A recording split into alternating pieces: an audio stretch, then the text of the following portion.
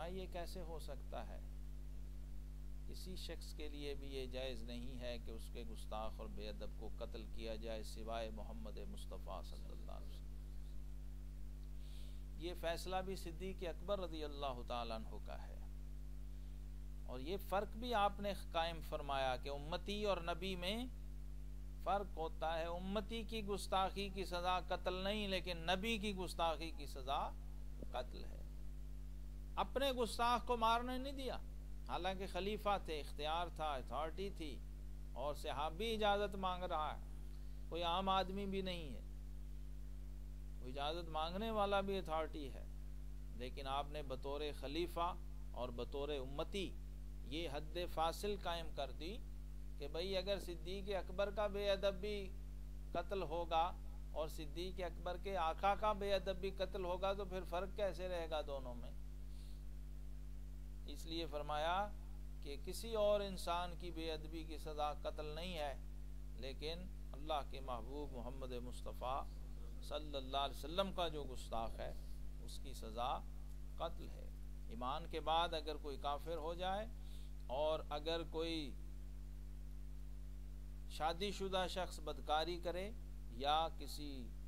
جان کو کوئی ضائع کر دے یعنی قتل کر دے، قتل نفس بغیر نفس، بلا وجہ کوئی کسی کو اگر قتل کر دے، بغیر کسی جرم کے اگر قتل کر دے تو اس کی سزا بھی قتل ہے۔ یہ فیصلہ بھی صدیق اکبر رضی اللہ تعالی عنہ نے فرما دیا تھا۔ اب اس کے بعد نبی کریم علیہ الصلوۃ والسلام کے گستاخ کے لیے کوئی گنجائش باقی نہیں رہ جاتی۔ قرآن پاک میں اللہ کا فرمان ہے اِنَّا كَفَيْنَاكَ الْمُسْتَهْزِئِينَ، اے حبیب ہم آپ کے گستاخوں کے لیے خود ہی کافی ہیں، ان کے ساتھ خود ہی نپٹیں گے۔ شواہد النبوت کے اندر ایک روایت جو اس آیت کا شان نزول ہے وہ بھی آخر میں تبرکن آپ کو عرض کر دوں۔ یہ آیت جو اتری اِنَّا كَفَيْنَاكَ الْمُسْتَهْزِئِينَ، اے اللہ اے حبیب ہم آپ کے گستاخوں کے لیے خود ہی کافی ہیں، خود ان سے نپٹ لیں گے۔ تو اس خدمت کے لیے اللہ تعالیٰ نے جبریل امین کو منتخب فرمایا کہ جب میں نے اپنے حبیب سے یہ کہہ دیا ہے تو اب اسے پورا بھی کرنا۔ 4 لوگ تھے اس وقت مکہ میں، یہ مکی دور تھا جب ابھی چند گنتی کے لوگ دائرہ ایمان میں داخل ہوئے تھے، اور وہ بھی مالی لحاظ سے، جسمانی لحاظ سے، معاشرتی لحاظ سے کمزور ترین لوگ تھے۔ اس وقت اللہ تعالیٰ نے اپنے محبوب کریم علیہ السلام کی تسلی و تشفی کے لیے وہ لوگ جو اس زمانے میں آپ کو ستایا کرتے تھے اور اذیتیں دیا کرتے تھے اور تنگ کیا کرتے تھے، عین حرم کعبہ کے اندر تکلیفیں پہنچایا کرتے تھے، کوئی اوجڑی گردن پہ رکھ رہا ہے، کوئی فکرے کس رہا ہے، کوئی گردن میں چادر ڈال کے دبا رہا ہے اور کھینچ رہا، عجیب و غریب حالات تھے۔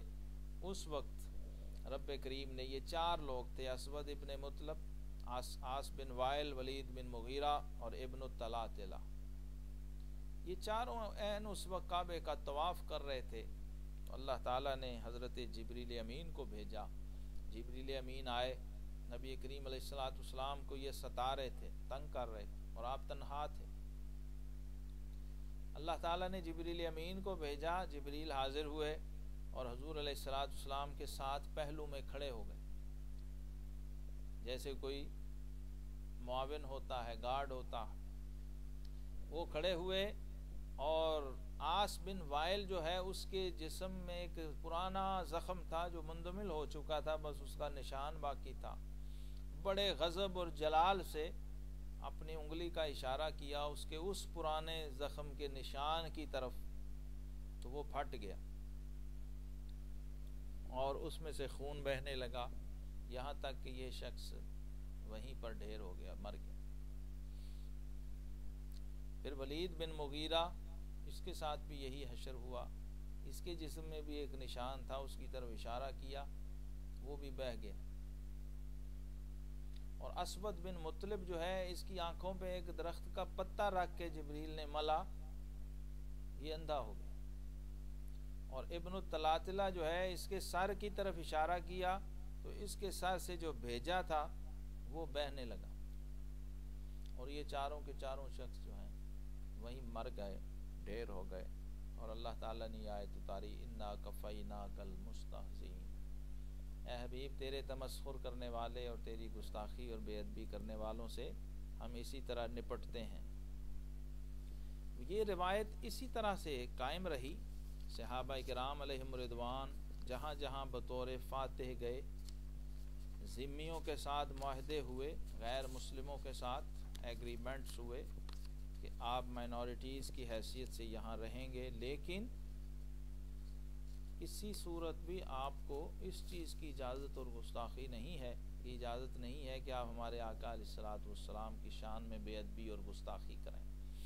حضرت عمر ابن عاص رضی اللہ عنہ مصر کے گورنر تھے، اور وہاں صحابہ بھی پہنچے جب مصر فتح ہو گیا، عیسائی بھی تھے،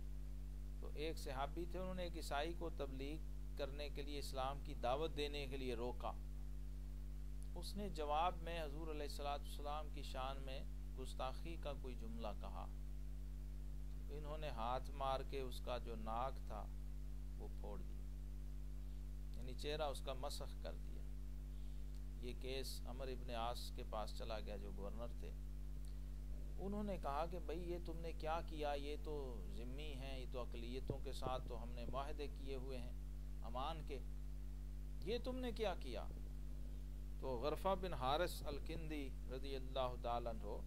انہوں نے فرمایا کہ اے امیر، ہم نے ان کو امان اور تحفظ کا ایگریمنٹ اور معاہدہ ان کے ساتھ کیا ہوا ہے، ان کو یہ اجازت نہیں دی ہوئی کہ یہ ہمارے ایمان پر حملہ کریں یا ہمارے آقا و مولا علیہ الصلوۃ والسلام کی شان میں گستاخی کریں۔ یہ معاہدہ اور یہ ایگریمنٹ اس چیز کا ہے کہ یہ اپنی عبادت گاہوں میں جائیں، اپنے گرجوں اور چرچوں میں جائیں اور اپنی عبادت کریں، ہم ان کا تحفظ کریں گے، ہم ان کو ہر قسم کا امن اور امان فراہم کریں گے، ان کے جان و مال کا تحفظ فراہم کریں گے، اس بات کا یہ ہمیں جزیہ دیتے ہیں، اور یہ ان کے ساتھ ہمارا ایگریمنٹ ہے، ہم نے اس بات کی ان کو ہرگز اجازت نہیں دی کہ یہ ہمارے آقا و مولا علیہ الصلوۃ والسلام کی شان میں کوئی گستاخی یا بے ادبی کریں۔ تو ابن عاص رضی اللہ عنہ نے فرمایا صدقت، بے شک تم نے صحیح کہا، انہوں نے بھی تائید کی۔ اسی طرح تابعین، تبع تابعین اور پورا جو دور اسلامی ہے اس کے اندر یہ روایت ہے کہ کبھی بھی کسی گستاخ کو، کسی بے ادب کو امت کی طرف سے معافی نہیں دی گئی، نہ ہی اس کی اجازت ہے۔ یہ جو ڈھکوسلا لوگوں نے بنا رکھا ہے کہ آپ صلی اللہ علیہ وسلم نے فلانے کافر کو معاف کر دیا، فلانے دشمن کو معاف کر دیا، فلانے گستاخ کو معاف کر دیا، تو اس کا یہ مطلب نہیں ہے کہ ہم بھی معاف کرتے جائیں، وہ آپ صلی اللہ علیہ وسلم کا ذاتی اختیار تھا، آپ نے معاف کر دیا، اور اس کی بھی ایک وقت تک اجازت تھی، ایک وقت آیا کہ اللہ تعالیٰ نے اس سے بھی منع کر دیا، نبی کریم علیہ الصلوۃ والسلام کو منع فرما دیا کہ حبیب جو آپ کا گستاخ ہے اب آپ بھی اسے معاف نہیں کر سکتے۔ عبداللہ ابن ابی، اس کا جنازہ پڑھانے جب آپ گئے اور اپنی چادر کا کفن دیا تو اللہ نے آیات نازل فرما دی، اور عمر فاروق رضی اللہ عنہ حالانکہ صحابی تھے، انہوں نے پیچھے سے دامن پکڑ لیا کہ حضور یہ آپ کیا کر رہے ہیں، یہ تو ان کو قیامت تک کے لیے شیلٹر مل جائے گا۔ اور اللہ تعالیٰ نے فاروق اعظم کی تائید میں قرآن کی آیات نازل فرمائی، لا تصلی علی احد منہم فلا تقم علی قبرہ، حبیب نہ تو ان کی نماز پڑھنی ہے جنازے کی، نہ ہی ان کی قبر پہ کھڑے ہونا ہے، اور ساتھ فرما دیا کہ اگر 70 بار بھی اس کے لیے آپ بخشش کی دعا کریں گے تو ہم اس کو معاف نہیں کریں گے، اس کو بخشیں گے نہیں، کیونکہ یہ آپ کا گستاخ ہے۔ یہ قانون بنا دیا اللہ تبارک و تعالیٰ نے کہ جو میرا مجرم ہوگا اسے تو آپ کی سفارش سے معاف کر دوں گا، لیکن جو آپ کا مجرم ہوگا اسے آپ کی سفارش پہ بھی معاف نہیں کیا جائے گا۔ اس لیے گستاخی کسی معنی میں ہو، کسی پہلو سے ہو، ڈائریکٹ ہو، انڈائریکٹ ہو، اشارتاً ہو، کنایتاً ہو، وہ کسی صورت بھی معاف نہیں، بلکہ اس میں تو محدثین نے لکھا ہے کہ علم ہونا اور نہ ہونا بھی کوئی ضروری نہیں ہے، اگر کوئی کہے جی مجھے علم ہی نہیں تھا تو اسے معافی نہیں ملے گی، اس کی بھی معافی نہیں ہے، یہ ایک ایسا جرم ہے۔ اس لیے فرمایا کہ با خدا دیوانہ و با مصطفیٰ ہوشیار با۔ اللہ تعالیٰ کی بارگاہ میں تو یہ جذب و حال میں، مستیوں میں نعرے اور یہ شتہیات اور یہ سب کچھ چل جاتا ہے، لیکن بارگاہ رسالت پاک صلی اللہ علیہ وسلم میں کسی قسم کی کوئی بھی، حتیٰ کہ آواز بھی اور سانس بھی اونچا ہوا وہ بھی بے ادبی شمار ہو، اس سے بھی منع کر دیا کہ میرے حبیب کی آواز سے بھی اپنی آوازوں کو بلند نہیں کرنا۔ اس لیے جتنے اہل ادب تھے، صحابہ کرام ہوں، تابعین ہوں، غوث ہوں، کتب ہوں، اولیاء اور ابدال ہوں امت کے، وہ سب کے سب اس بارگاہ میں دست بستہ اور سانس روک کے حاضری دیتے رہے۔ کبھی بھی کسی نے